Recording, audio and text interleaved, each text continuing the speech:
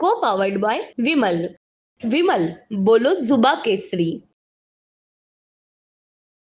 Elon Musk यांनी म्हटलं आहे की कोणी टेस्ला माझा तुम्ही थेट तिकडे चालले. नाही सर, त्यांनी जो मुद्दा घेतलाय ईव्हीएम बद्दल घेतलाय आणि ईव्हीएम आपल्या भारतामध्येच आहे. त्यांनी म्हटलं की ईव्हीएम मशीन हॅक होऊ शकते, ती बंद केली पाहिजे असं त्यांनी ट्विट केलं.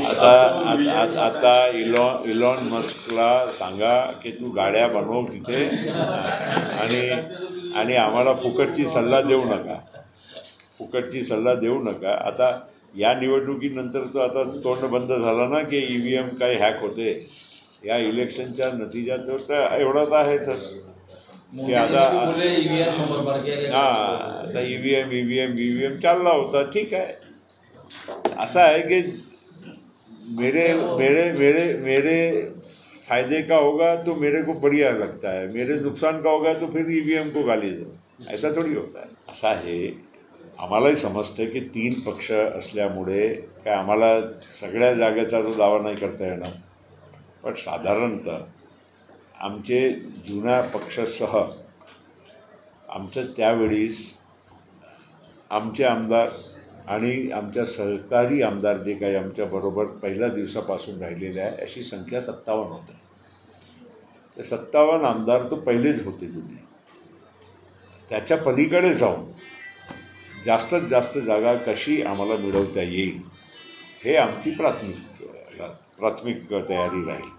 आणि 3 पक्षामध्ये जवळपास म्हणजे कसा ॲडजस्टमेंट चांगला होऊ शकते, म्हणजे त्याचा मी अर्थ हे म्हणत नाही की 57 होती, पण किमान जसं भुजबळ साहेबांनी परवा सांगितलं 85-90 जागाची तयारी आमची मागायची आहे. त्यांनी सरकारचं अभिनंदनही नाही केलं.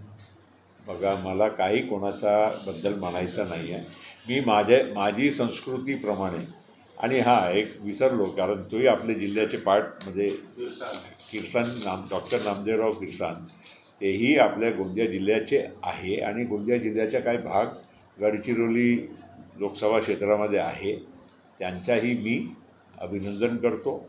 आणि या दोन्ही खासदारांनी आपल्या गोंदिया जिल्ह्याच्या आणि आपल्या विदर्भाच्या, आपल्या परिसराच्या चांगला काहीतरी विकास करावा अशी माझी पण त्यांनाही शुभेच्छा आहे. असं शरद पवारांनी म्हटलं आहे की अजित पवार यांच्या परतीच्या दारा बंद झाले असं विधान केलं.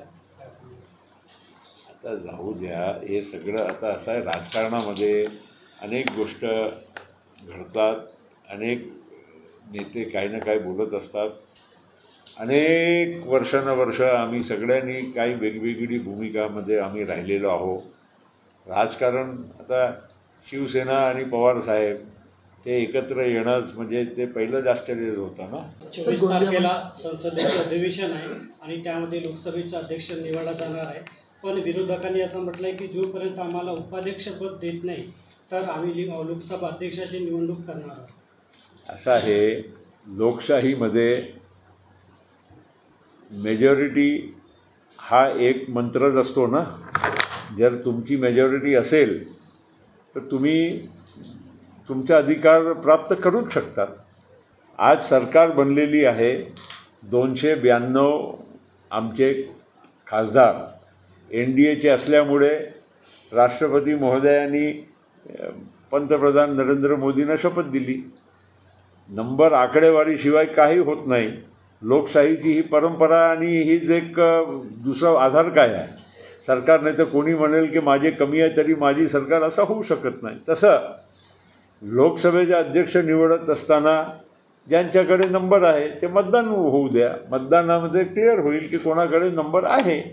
आणि डेप्युटी स्पीकर ही पण काही अशी एक कधीकधी अशी परंपरा, ऑपोजिशन आणि सरकारमध्ये जर योग्य संवाद असला तर कधीकधी सरकारच्याकडून सुद्धा प्रस्ताव देण्यात येते, पण असा काही जरुरी नाही आहे.